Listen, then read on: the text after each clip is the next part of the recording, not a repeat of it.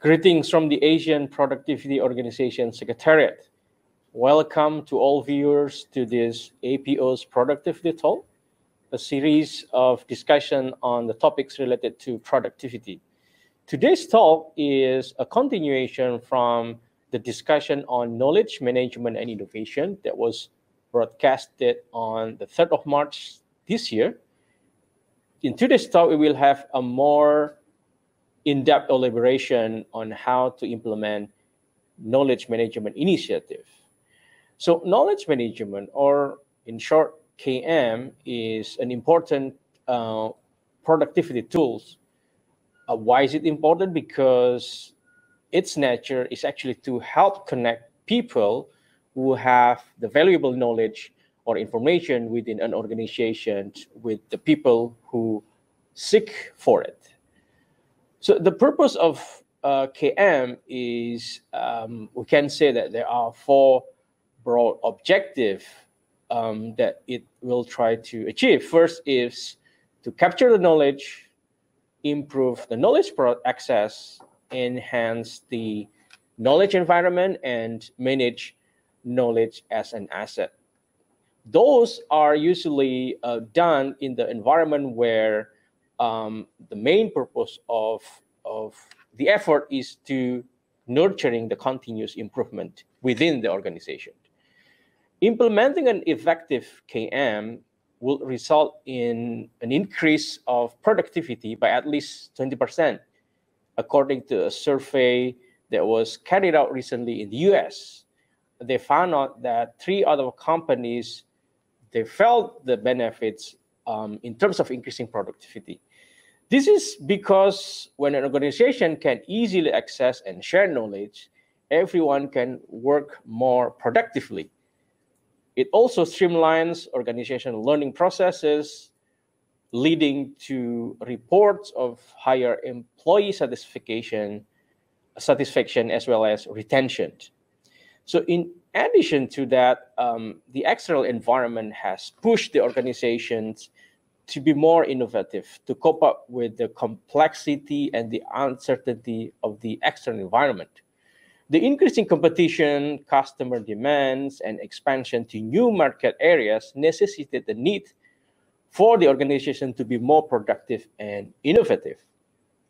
The speed of innovation enabled by the rapidly evolving technology, for example, shorter product life cycle, and higher rate of new product development has altered the nature of the economic progress.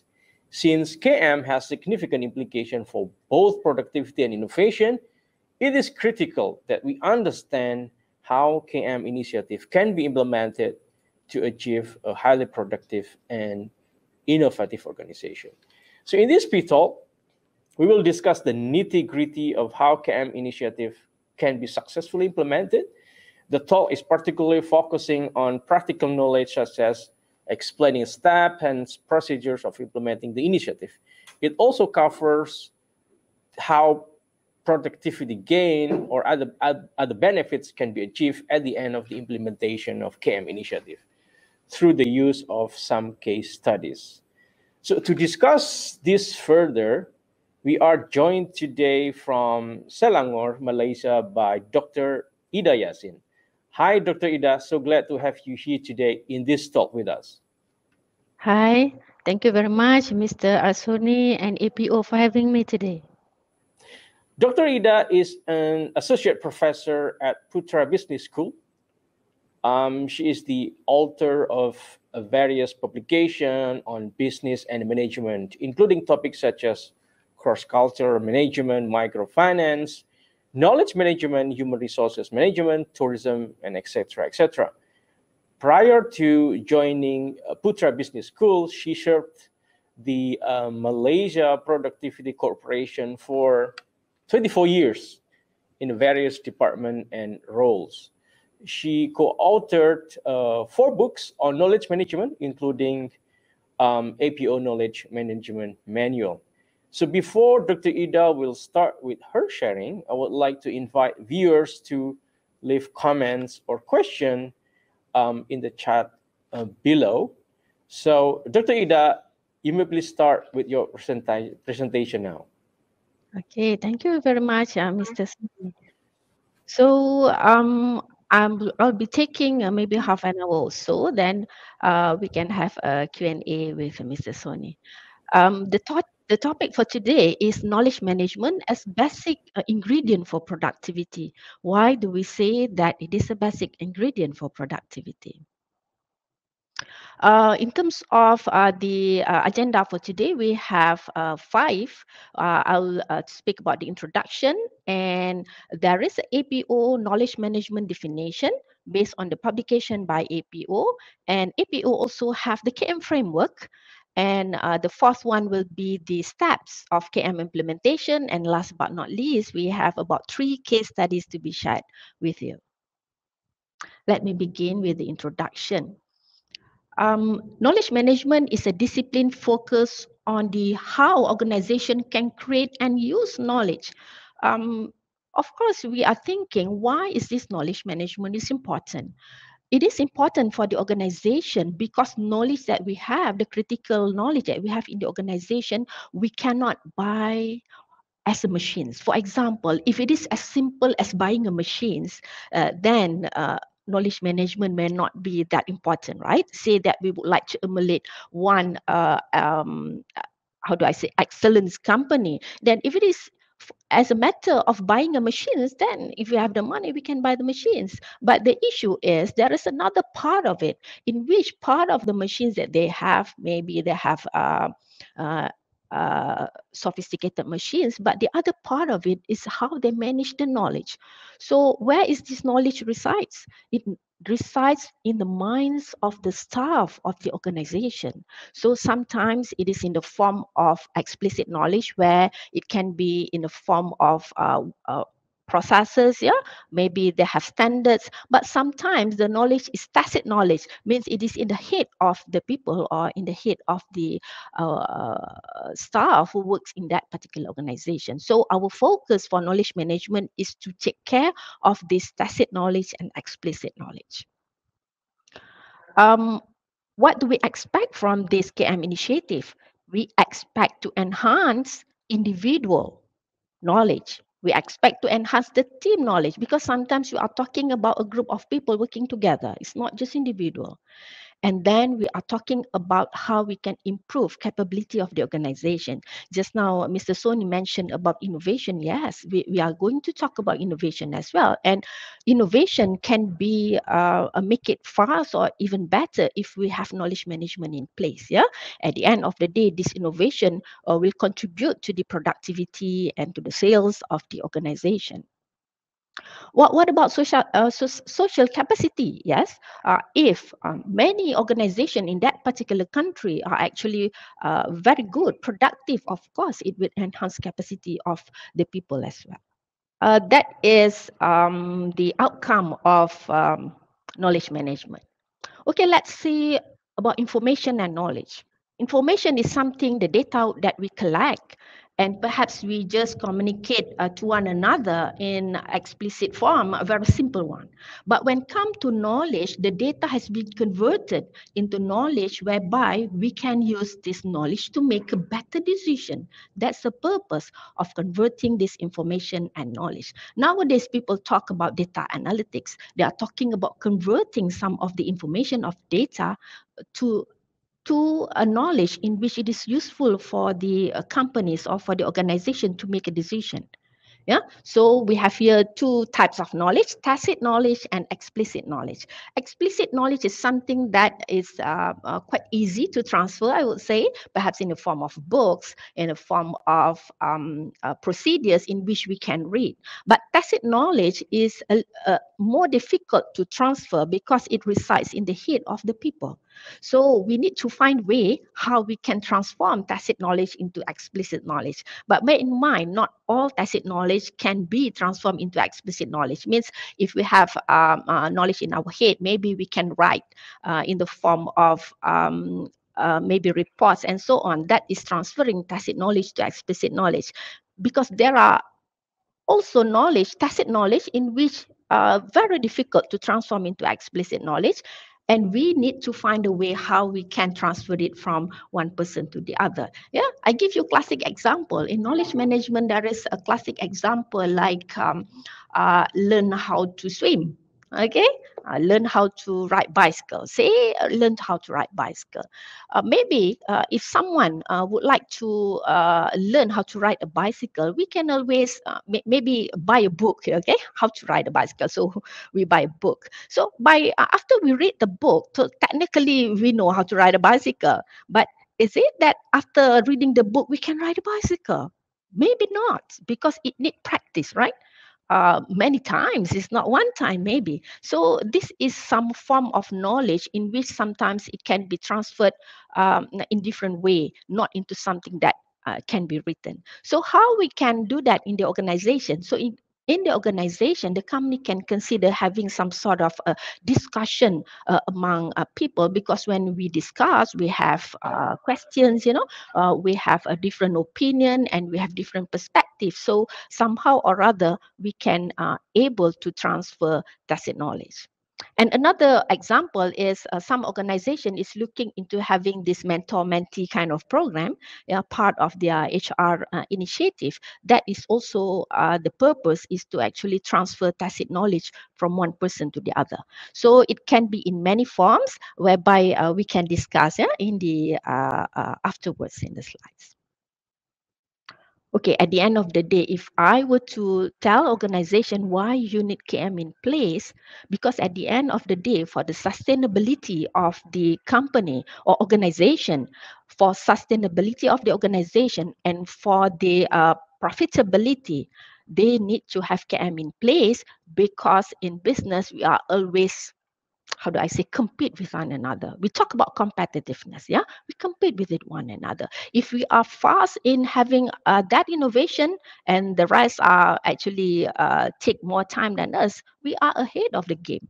Yeah. So as mentioned earlier by Mr. Soni, there are research talking about how it benefits. So how it benefits the organization, it can benefit the individual level, because once the individual level or the staff, they are productive themselves, they can make the team productive. So KM can be implemented at individual level, or we are going to talk about the team level, or at the end of the day, organization. And the fourth one is actually for the society as a whole.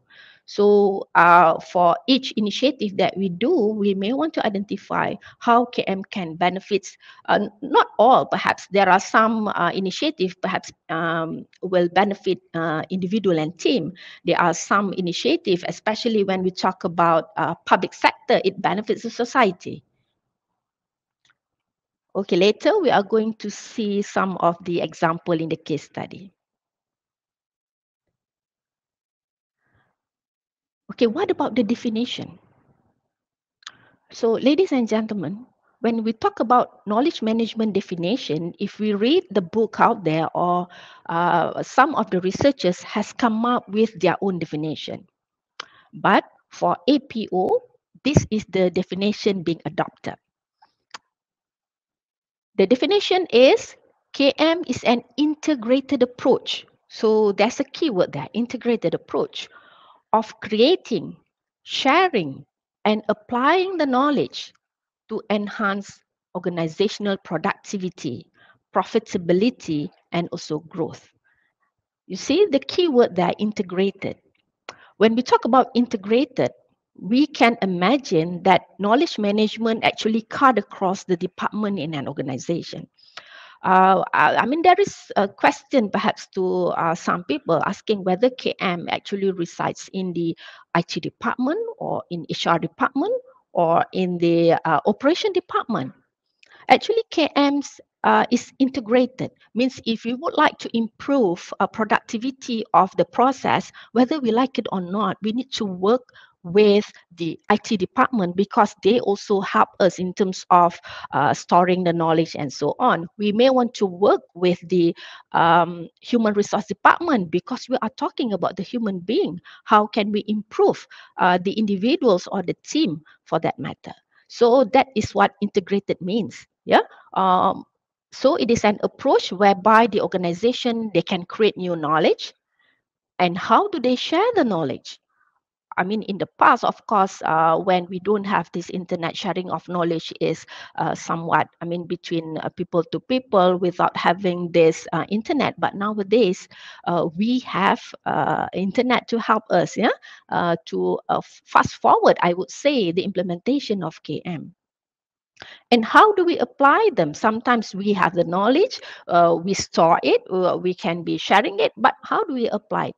So these are some of the approach that KM can help the organization. At the end of the day, what we want is for the organization to improve the productivity, to improve the profitability, and also the growth. Okay, ladies and gentlemen, what about public sector? For public sector, the objective establishment of the public sector is not about profitability. If you're talking about private sector, yes, they would like to maximize profit. But for public sector, they would like to be relevant. They would like to serve the citizens of the country the best possible, in the best possible way. That is the purpose of knowledge management for public sector. Yeah, well, and there are another sector in the economy in which it is NGO or non-governmental organization. It is neither private nor public. For example, we have association who take care of Malayan tiger, for example. So they are neither private or public. They can also implement knowledge management because the knowledge that they have is very important for them to be relevant to the country or relevant to the community. So knowledge management we can implement at private or public or NGO. Let's look at the setup of organization in terms of size. So in terms of size, organization or companies can be divided into micro enterprise, or small, or medium enterprises, or large organization. Yeah. So what about the definition of this? Definition of micro, small, medium, and large enterprises. So this we need to refer to the definition of each country. In the case of Malaysia, we have SME Corp who take care of the definition of SME for Malaysia. So I believe that in all countries, they have their own definition. Of course, it is not 100% the same, but it is about, how do I say, we can classify via sales or via number of employee. Yeah. So can KM being implemented in different size of organization? The answer is yes.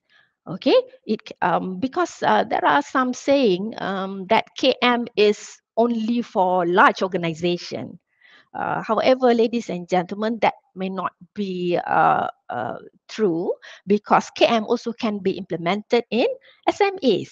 Okay, KM can be implemented in small and medium organization as well. So we have, later I'll show you the book published by APO about the implementation of KM in SMEs. Yeah? And there is one case study I would like to share about SMEs. So KM is not just for big organization or large organization, it can also be implemented for the SME.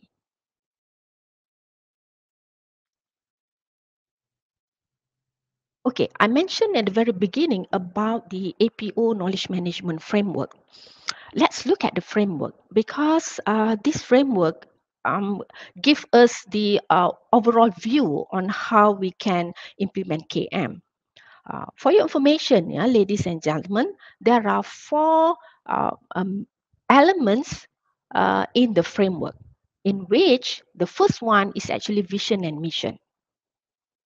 Number 2, the accelerators. There are 4 accelerators. And then it is about knowledge processes, how we can transform knowledge, and last but not least, the outcomes. So without further ado, let me share with you the APO KM framework. Okay, you can see APO KM framework. So in one shot, I believe that it will gives you the overall view of the framework. It starts from the middle. Okay, it starts from the middle. You see in the middle there is a vision and mission. Ladies and gentlemen, the knowledge management initiative in the organization has to be aligned with the vision and mission of the organization.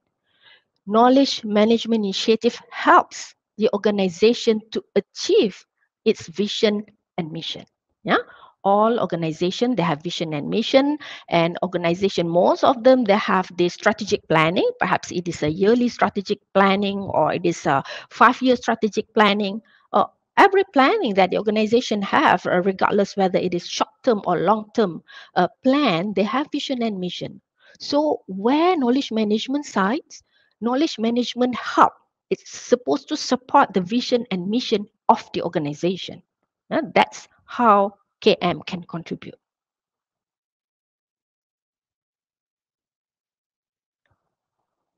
Okay, let's look at the accelerators. Okay, you can see there are 4 accelerators. Um, Accelerators helps to propel or speed up the KM initiative in the organization. Perhaps somebody will ask, if I concentrate only 2 people and processes, I didn't concentrate on leadership and technology. Is it possible? It is possible, but you will take time, to achieve the objective. So usually they are 4 accelerators, which is equally important. Leadership, technology, people, and process. If you look at other frameworks, sometimes you only have 3, the technology, people, and process, because leadership subsume under people. But for APO knowledge management framework, we feel that leadership is something which need to be taken into consideration and important.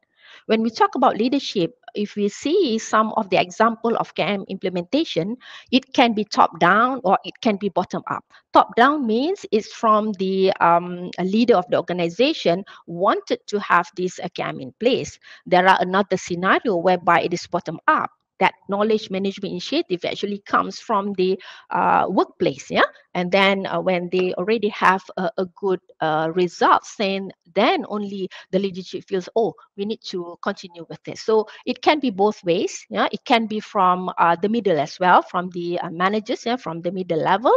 KM can be implemented in such a way. But if, in my opinion, out of these 3, yeah, bottom up, top down, or from the middle, top down actually has the advantage, I would say, because the leader themselves wanted this to happen. Yeah. But not to forget, KM can be implemented from bottom up or from the people, and then later they gain attention or they gain trust, from the leaders, and they would like to implement for the entire organization. Okay, let's look one by one. Okay, let's go to leadership. It drives KM initiative in the organization. As I mentioned, if you have a top-down, that it will be easier or faster, I would say, because it can ensure the alignment of KM strategies with the mission and vision of the organization. And then if we have this leadership in place, they can provide support and resources for the KM implementation projects. So just imagine if the leadership is not supporting the programs of KM, then it's not that it's impossible to be implemented, but it's a little bit harder. Yeah? Let's talk about technology. Of course, technology accelerates the knowledge process with the effective tools and techniques. For your information, ladies and gentlemen, later I will show you another book by APO, which is KM Tools and Techniques. Yeah?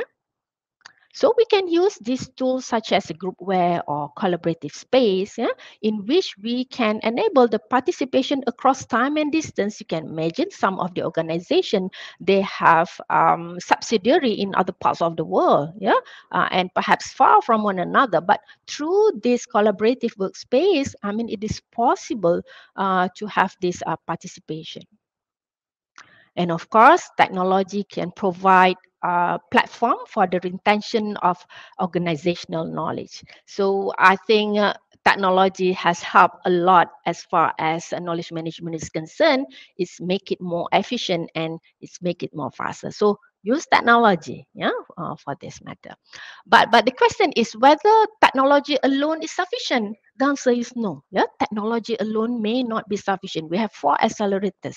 Remember, if it is only technology, it will not be sufficient. Because when we talk about technology, if an organization have a money, I mean, they can buy whatever system or whatever hardware or software that they want. But again, for the accelerators, it's not just about technology. Yeah? We have another 3, right? People, we have leadership, and we have the process.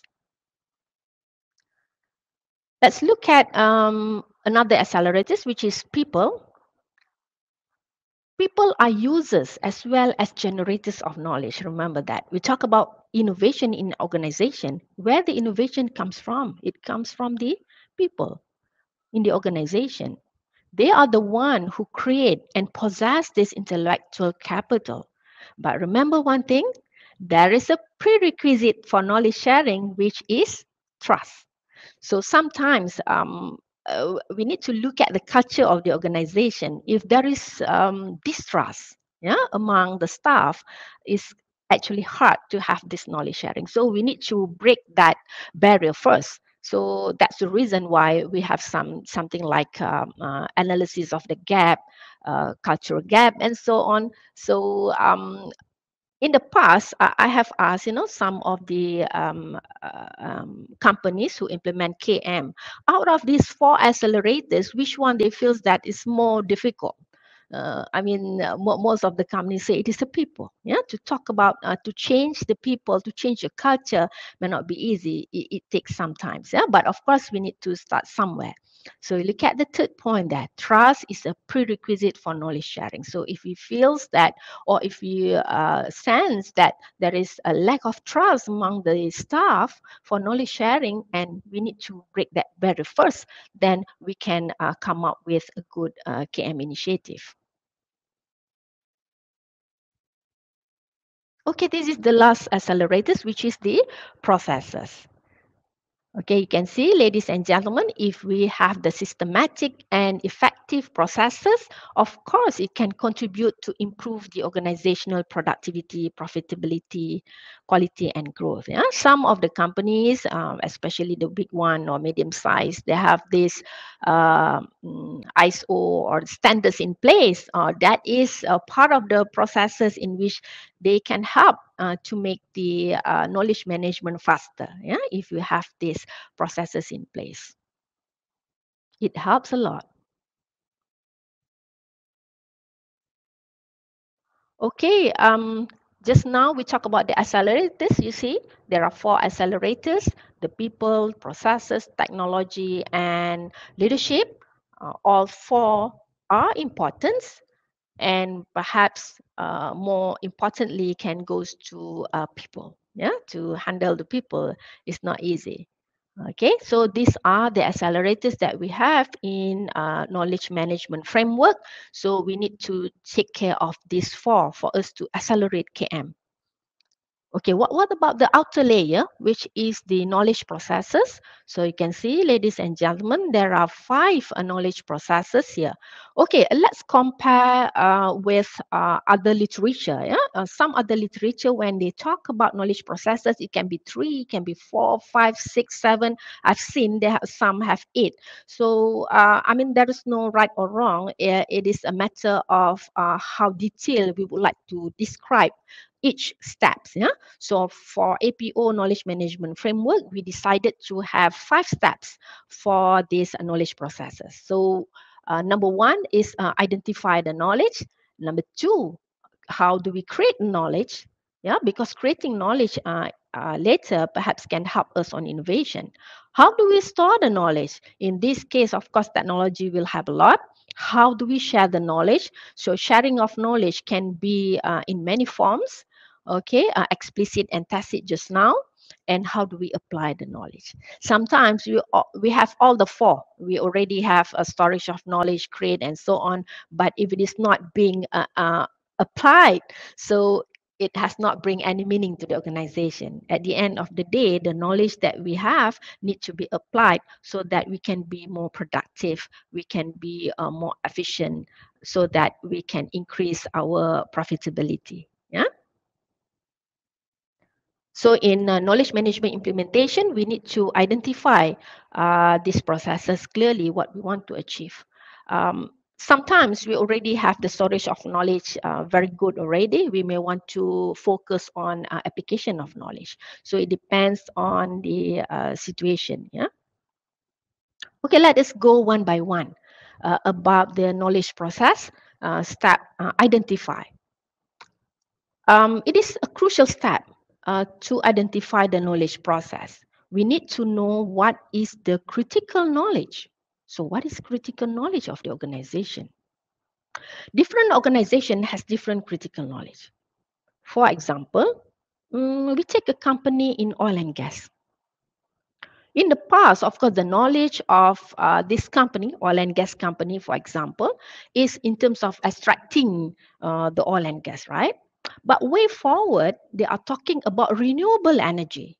Yeah, so now the critical knowledge need to expand. Yeah, need to expand to a renewable energy because there are targets, which is the vision and mission of an organization, perhaps to be zero net carbon emission in 2040 or 2050. So this knowledge management initiative should be able or make it faster for the organization to achieve that vision and mission. So identifying the critical knowledge is very important, because when we can identify our critical knowledge, we can do the knowledge process just now. Yeah.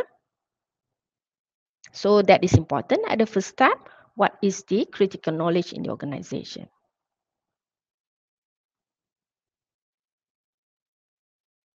Okay, let's look at another knowledge process, which is creating of knowledge, creation of knowledge. It addresses the knowledge gaps through the conversion or generation of new knowledge. We are talking about new knowledge. I mean, from one day to the other, knowledge is evolving. The knowledge that we have 10 years ago or 5 years ago may not be relevant anymore because the knowledge keep on changing. Yeah.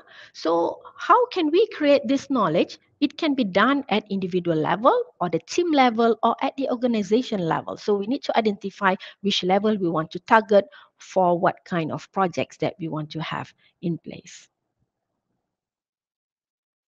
Okay, let's talk about the next knowledge process, which is storage of knowledge. Yeah, storage of knowledge.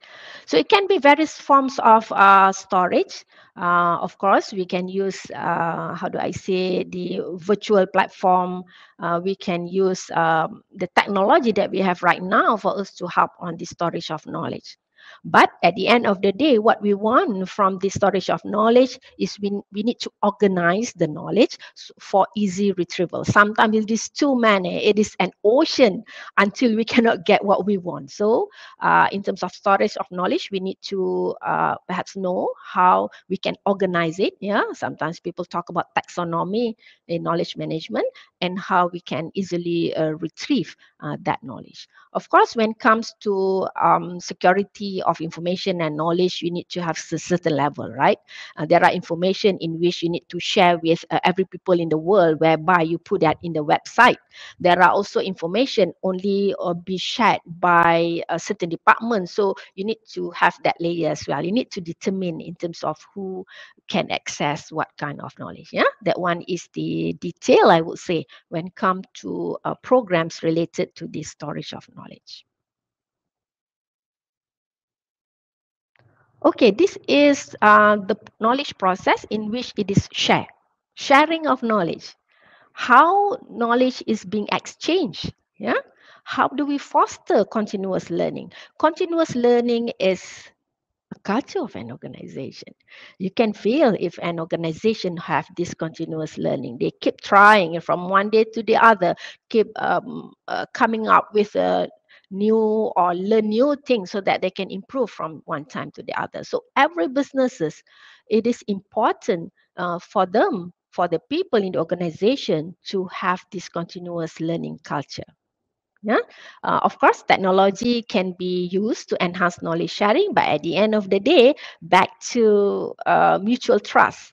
Because if we have trust among the people, we can share more. Yeah, so the culture of knowledge sharing can be improved when we have trust. So how do we have trust? There are many ways.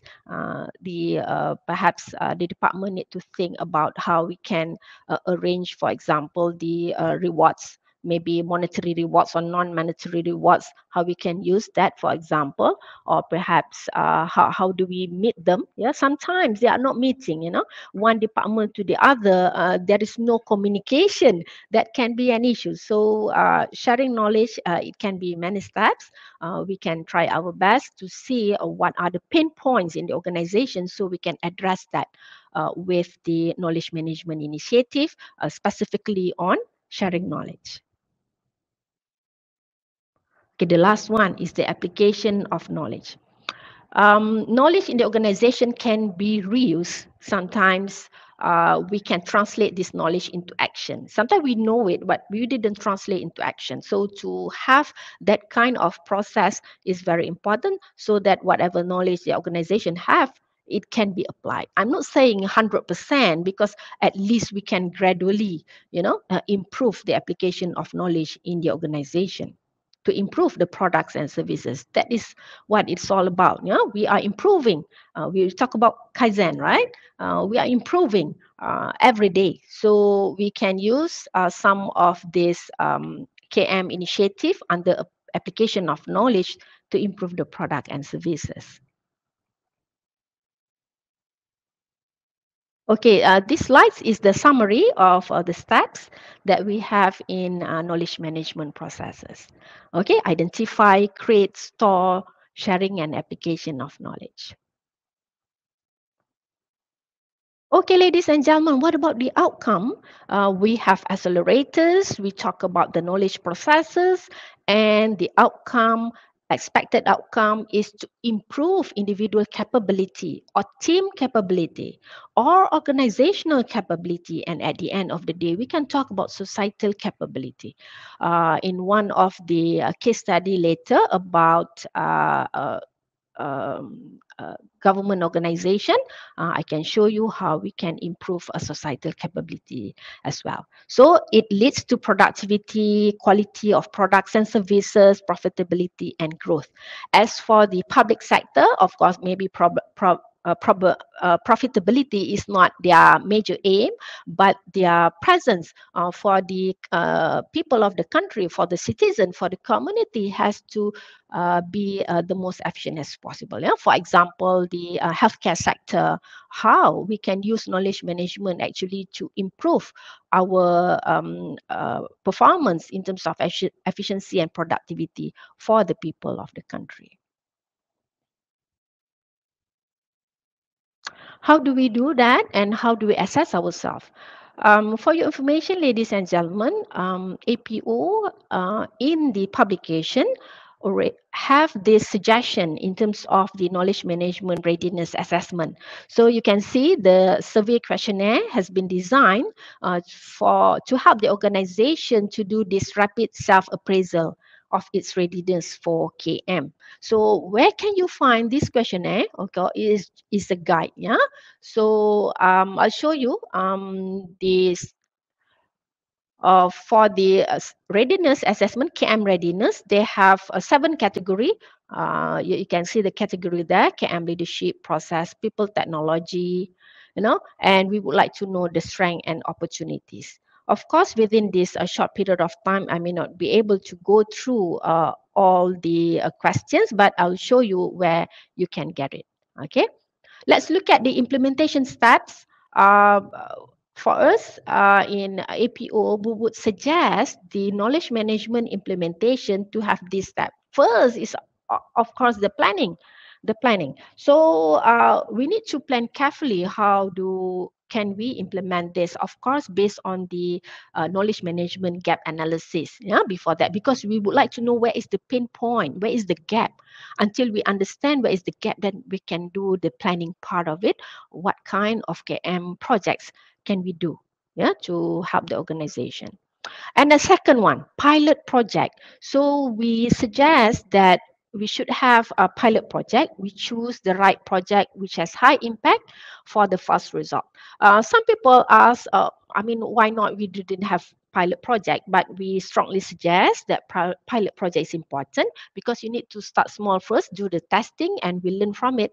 Then we can design for the whole organization. Yeah. We need to have the specific, in terms of design, we need to determine the project in specific, whether it serves an individual KM or team KM or organizational KM, and we need to identify what is the expected deliverable. So this one has to be done in the design stage. And then the strategy, what is the strategy should be do in terms of KM implementation, about the duration, who are the person in charge, what about the communication? Yeah, what is the strategy for communication? How do we communicate to the stakeholders? So there are templates, I would say, in the book. Yeah, I will show you the knowledge management module just now. So in that ebook, you can see some of the templates that you can use to design the strategy for KM implementation.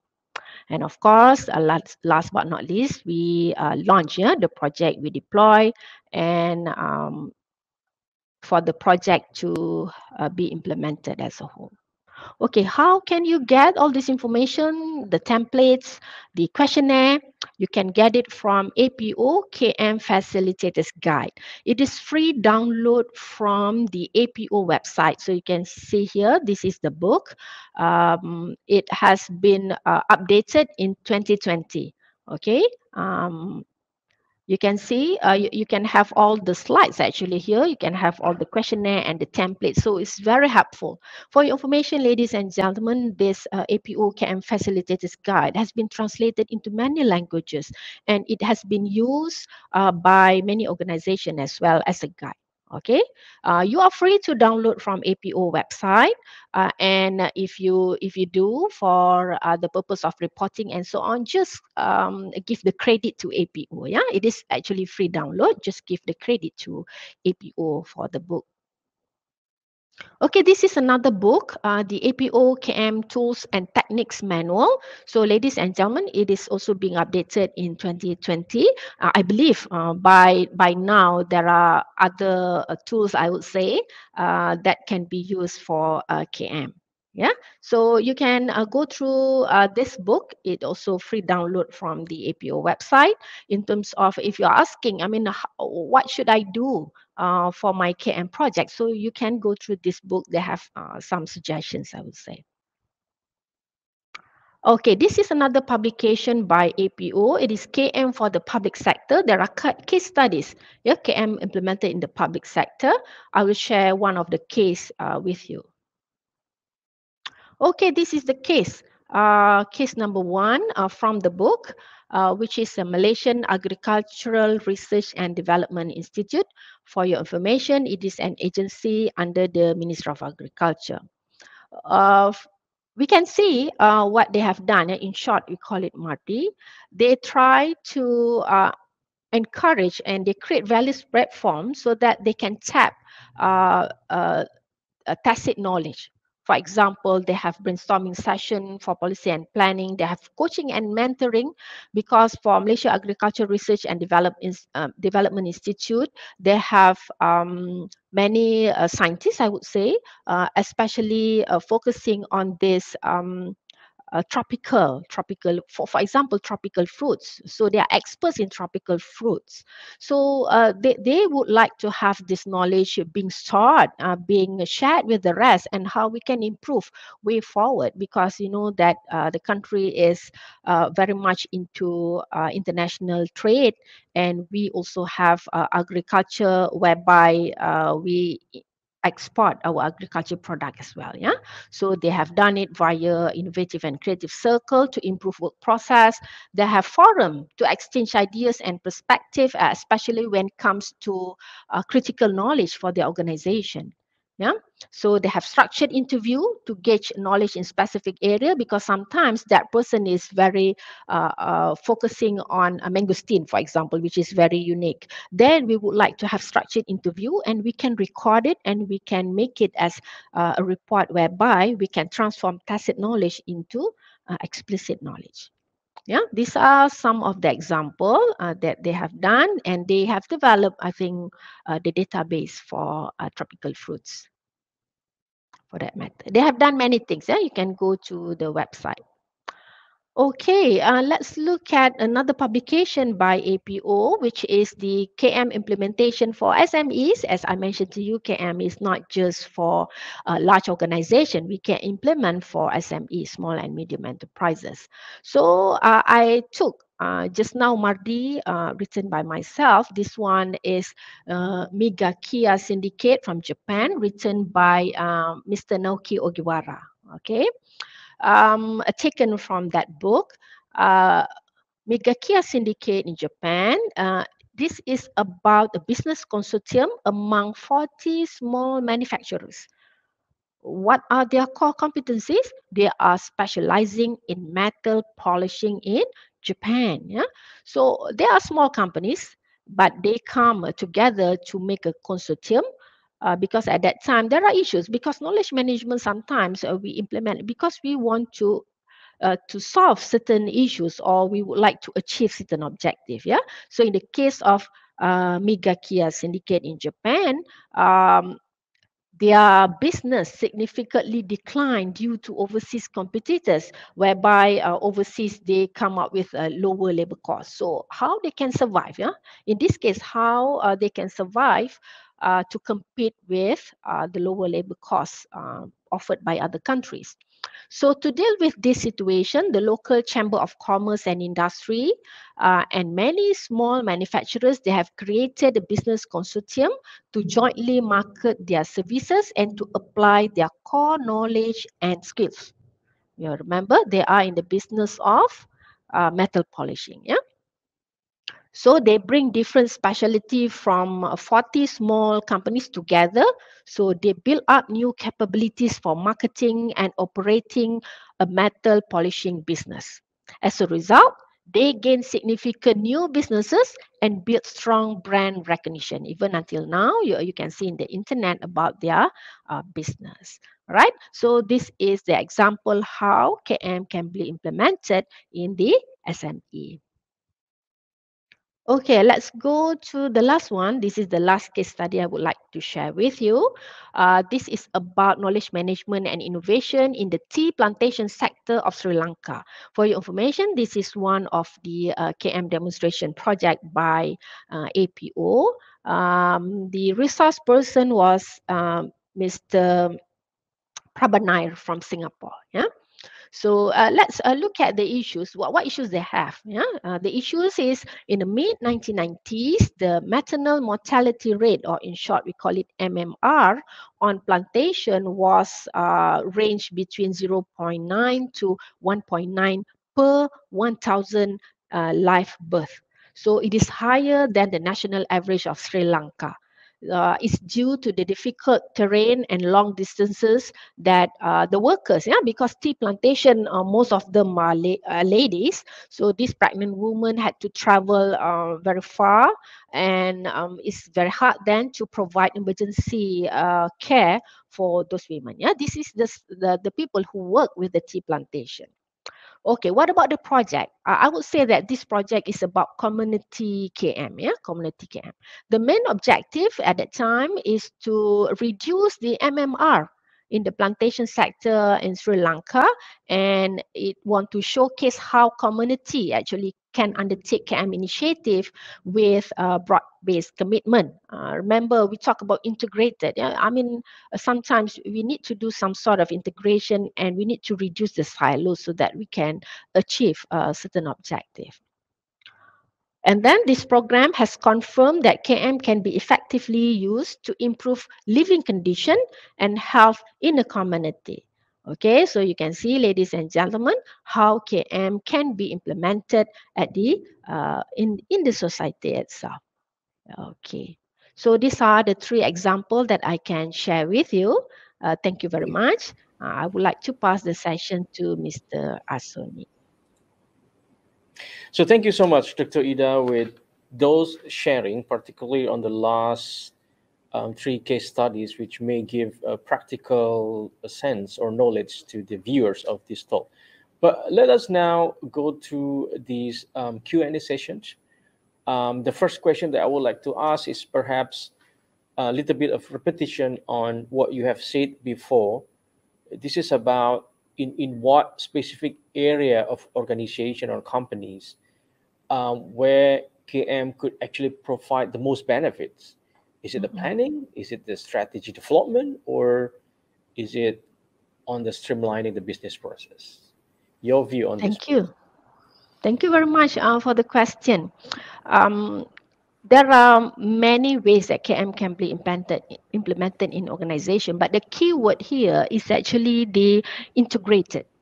Because KM helps to integrate. Because sometimes we can see some organization, the KM concentrate on the IT department. So they just concentrate on in terms of the system, the hardware and the software, But if, as we mentioned earlier, we need to understand that accelerators is not just about the technology. It involves other things.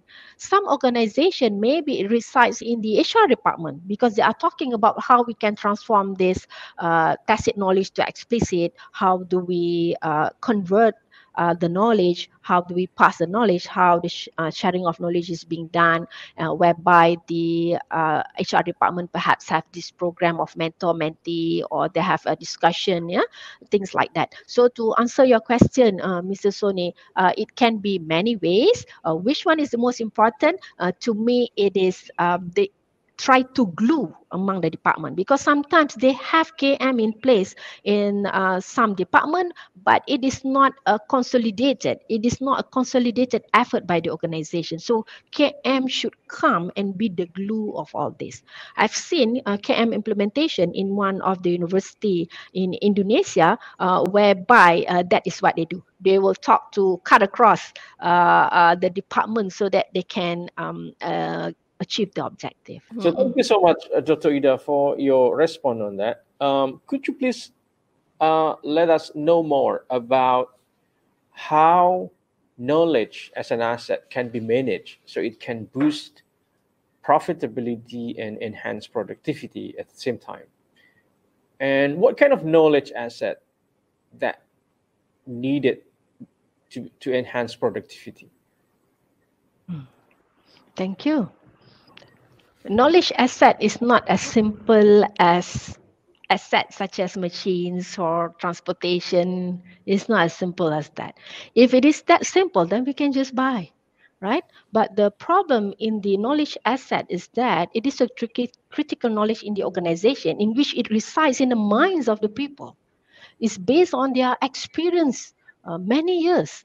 That is where the organization can tap the opportunity to be more productive or to be more efficient by tapping the knowledge. That's where knowledge management comes in.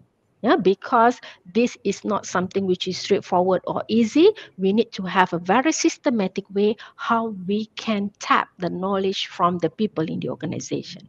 For examples, somebody has been working for 30 years in certain work, and he would like to leave the organization. We know that this is a very knowledgeable person. We must have some sort of a programs how we can have this expert actually mentoring the young ones, or how we can tap certain tips, do's and don'ts from him, so that it can be recorded and it can be a guide to the people of the future, because we know that this person has a lot of knowledge and is going to leave the organization. So this is the example how knowledge management can help, and critical knowledge is very crucial for the sustainability of the organization itself. So in the context of KM, a vision statement can actually help guide an organization's KM strategy by defining its goals and objectives for knowledge creation, sharing, and preservation. Can you explain this further with a concrete example, please? Yes, we see from the KM KM framework just now, the center, the core is the vision and mission of the organization. Knowledge management must support the vision of the organization. But whenever we want to implement KM initiative, we also must have a objective or vision of that particular initiative. But at the end of the day, it should not be transgressed to what the company wants. For example, we would like to implement zero net carbon emission in the next 10 years. So this knowledge management initiative or programs need to support that clearly as a goal of an organization. So what makes a difference between an organization who has KM in place or organization who didn't have KM in place? For those who have KM in place, they can make it faster or easier as compared to someone who has not put the KM in place. So that's a difference, because in business, we are talking about competing with each other. Who comes first? Time is input. Yeah? Time is talking about productivity. If we can do it faster than the rest, we are in front of the competition in business. I think I need to ask you the same question as I asked the same question, the following question to Ron Young before in the previous talk. So based on your experience, what are actually the key ingredient of success for organization in enhancing productivity through KM? Thank you for the question. I come back to the framework. They have 4 accelerators: the people, the process, the technology, and leadership. These 4 plays an important role. But based on past experience, which one is the most crucial is actually the people itself. Because sometimes if we have a very strong leadership, but the people is not ready, it's gonna be working, for that program. So these 4, to answer your question, Mr. Sony, these 4, people, leadership, process, and also technology. But out of these 4, people plays the most crucial role. So in your presentation, you mentioned about the identification of knowledge gap. So what is the objective of this exercise actually, and what will this exercise bring us further? Thank you. In KM initiative, it is very important to identify the gap, because we would like to know which project to take, and we would like to know which one actually contribute the most to the organization. When we talk about knowledge gap, we must understand which critical knowledge are we talking about, which is the most important. Because in an organization, it can be many types of knowledge. I have written actually one case of oil and gas industry. Their expertise, their crucial knowledge is about the oil and gas. But at that time, the management is contemplating whether we should have the big group for IT or not. But at the end of the day, they make a decision whereby they are not going to concentrate on the IT department. They would rather subcontract that service, because they would like to focus on their critical knowledge, which is about oil and gas. Because in this case, they decided that this IT is not their, critical knowledge in which they should focusing on. Because whenever we focus on certain things, it involves resources, right? Resources can be money or time. So this is the example that I can give. So in one of your step or processes that you presented is that knowing the core competencies of an organization through critical knowledge. What would happen if the core, after conducting certain exercises, is not actually aligned with the vision and mission of the organization? What should we do then? Interesting. It happens from time to time. In this case, we need to align. The knowledge management programs need to align with the new one. If the existing critical knowledge is not valid anymore, we know that what we need in the future, because we know that technology change, the requirement of the customers change, we need to change as well. For example, Sony, I'm in the university right now. During COVID-19, all of a sudden we cannot have face-to-face class, right? So within a few months, I think the university need to adapt as fast as possible to go online. The struggling that we have, for everybody, every organization and every staff to do that. But again, if it is what the market wants, it is what the customer wants, we need to change as fast as possible and as efficient as possible. So previously, I was asking to you about what are the key determinant of the success of KM initiative. But now I would like to switch a little bit the question into how do we measure the success of a KM initiative? Interesting, but that question is rather general. I would say that if I were to answer this question, the measurement had to be very specific.